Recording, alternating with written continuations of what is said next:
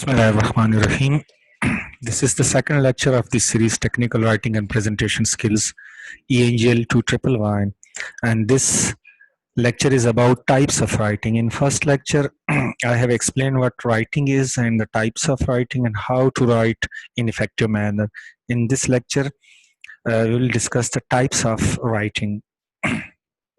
Now, writing, the content of this lecture would be what is writing, process of writing, types of writing, styles of writing, good writing features, audience and format, composition and style, structure, grammatical errors, proofing and conclusion. Now, what is writing?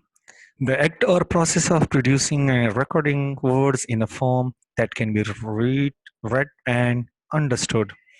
Writing is a method of representing language in visual or physical forms like symbols, signs, alphabet.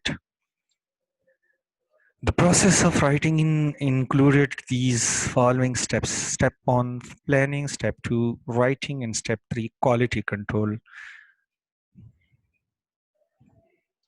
Planning. How to plan? Planning, keep objectives in mind and research the topic. Think about the audience. Outlining helps organizing the thoughts. So this is the preparatory or the pre-stage or the preceding stage before writing anything. Writing, then following your outline which you have written or which you have created, use your handbook. Motivation is acceptable but must be carefully reviewed. Use the interview approach to supplement the outline, who, what, where, when we are collecting the material. So these tools will be very effective in collection of material. Then quality control, reread your work, be critical of your own work, like edit, revise. In editing, for example, there can be spelling mistakes, there can be grammatical mistakes, and there can be any sequential or order or organization mistakes. So rewrite it, revise it until an errorless and draft without grammatical mistakes is there. Now look at the writing process, pre-writing, plan and organizing your thoughts. If you had something in your mind and you want to put those ideas or thoughts on any paper in a written form, so first of all, you will be in need of organizing and planning all those. Then drafting, write and write. This is the first writing, the first attempt at writing. Then edit it and correct the mistakes and then write, then revise, then write. In fact, the editing and revising is for the improvement of writing, and at the end when there is final draft available, then publish it or share it with other people for whom it meant. No, for example, let's look at this sentence. Let's eat grandpa and let's eat comma grandpa. So both are comprised of the same words, but with the additional comma. The comma represents that let's eat, and then a suggestion for grandpa, and the first is let's eat grandpa. It projects that at let's eat grandpa. This is not a suggestion, this is like that we are going to eat the grandpa. So correct punctuation can save a person's life. Types of writing. A writer's style is a reflection of his or her personality, unique voice, and voice of approaching the audience and readers. However, every piece writer writes is for a specific purpose. For example, writers may want to explain how something works or persuade people to agree with their point of view. While there are as many writers style as there are writers, there are only four general purpose that lead someone to write a piece, and these are known as the four styles or types of writing. Knowing all four different types and their usage is important for any writer. Now, the first is expository type of writing. Expository writing explains or informs. It talks about a subject without giving opinion. This is facts with figure. Expository writing's main purpose is to explain. It is a subject oriented, a specific or subject specialist writing, in which author focuses on telling what about a topic or subject without voicing their personal opinion. Like textbook writing or recipe writing are included in the expository writing. The expository writing essential: identify a topic or thesis, then list facts and details, pump up ideas, include reason, examples, and facts and quotes, then group an organizing idea, and then use topic related words, and then e- describe these with the examples. And this is the identifying purpose of expository writing, and read it by your own. This is a type of uh, for a mimic or gimmick a story type in which the balloon is used and the word are over there, and these word will indicate that this is the expository writing because it is relevant to the subject specific. Then comes the descriptive writing. The descriptive writing focuses on communicating the details of a character, event, or place. Descriptive writing's main purpose is to describe. It is a style of writing that focuses on describing a character, an event, or a place in great detail. It can be poetic when the author takes the time to be very specific in her or her description. A descriptive passages in fiction.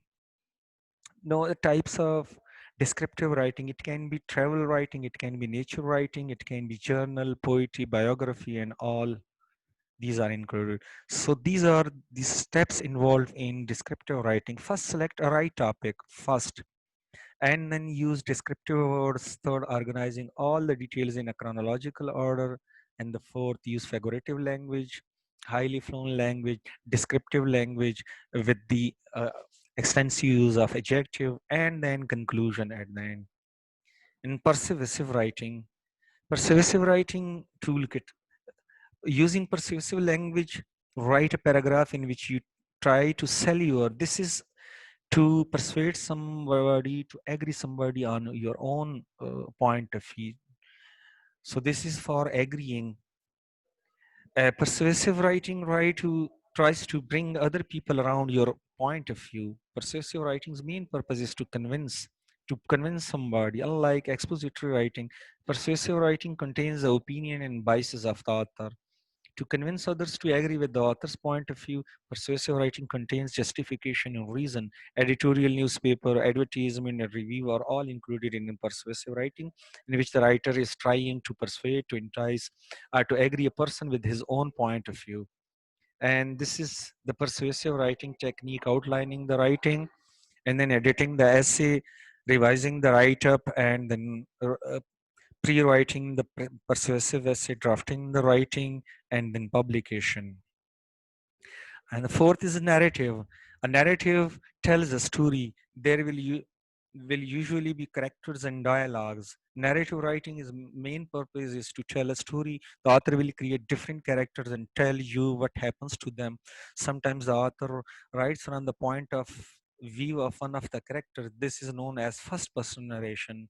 So the novels, short stories, and autobiography or biographies are the examples of the narrative writing. And narrative writing definitely creating exciting fiction or not non-fiction story, writing for great journals, entries exploring plot, character, and setting, starting story with a bang, and so on.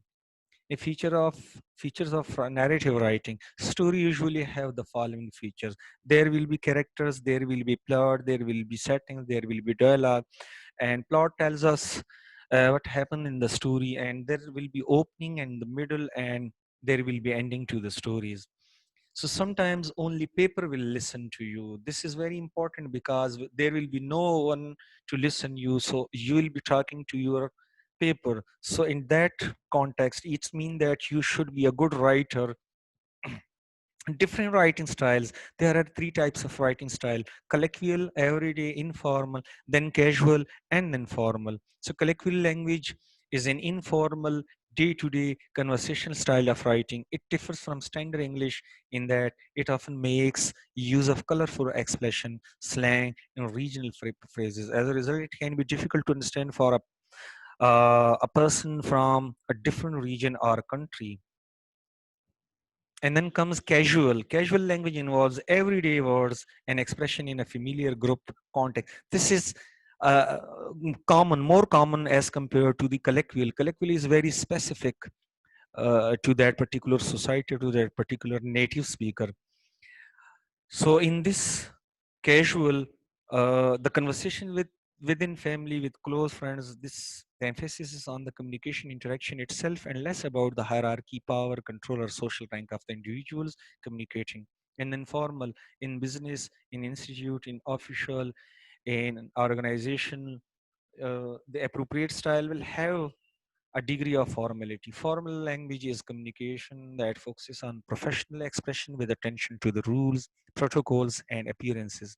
It is characterized by its vocabulary and the grammatical arrangement of the words in a sentence. That is, writers using a formal style tend to use a more sophisticated vocabulary.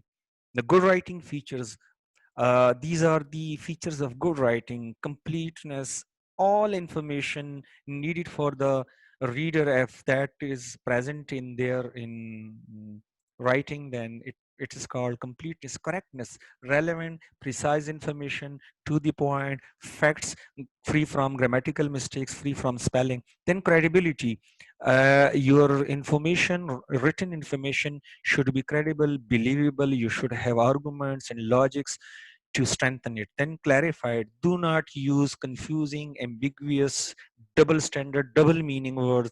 Be simple, be to the point, be concise, use simple word, short sentences. Then conciseness, to the point. Do not be in lengthy or in verbosity that you are explaining a single thing in the multiple way. Just explain it in simple and to the point and in concise. Then consideration, definitely you should keep in mind the reader when you are writing, because the age of reader, the context, the community, his education or her education, each and everything will be affecting your his reading. So ultimately you are writing. In vitality, use active voices, voices rather than passive voices.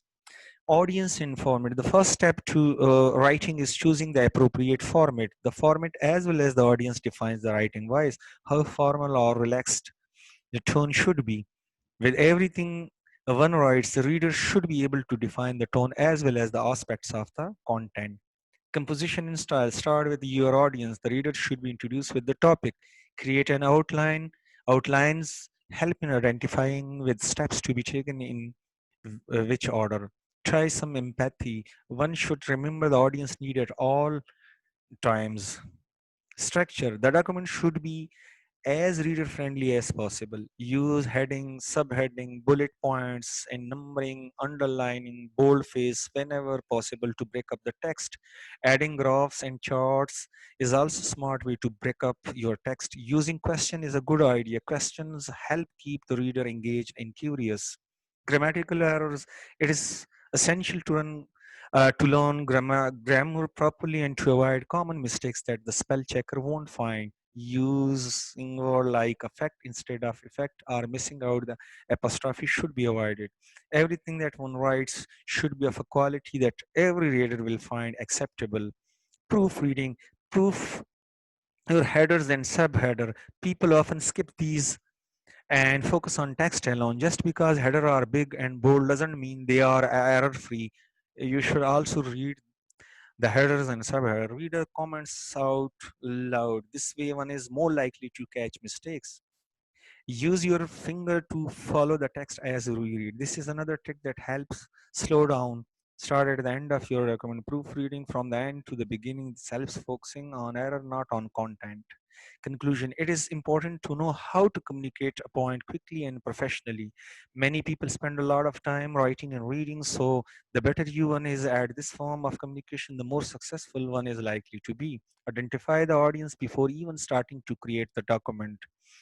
If one feels that there is too much information to include, an outline should be created to outline the thoughts. Learning grammatical and stylistic techniques will also help in writing more clearly. Lastly, one should be sure to read the documents before sending it. Final thoughts. No one can tell your story, so tell it yourself. And no one can write your story, so write it yourself. And this is the end of this lecture. If you had any question, you can ask.